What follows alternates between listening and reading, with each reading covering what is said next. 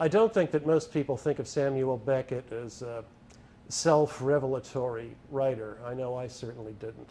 But the more that I read Embers, the more I realized he was working through his feelings about the time his father died.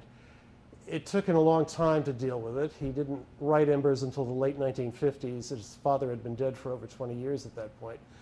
But the more I read it and the more I read about his life at the time of his father's death, I realized he was working through a lot of personal things here. He had not gone into the family surveying business. He'd also thrown away what had been a very promising academic career in order to be a writer. And he was having a tremendous amount of trouble finishing his novel, which was finally published as Murphy in 1938. His father died quite unexpectedly, and it precipitated what really amounted to a nervous breakdown in which he no longer had the companionship of his father. They had had quite a close relationship.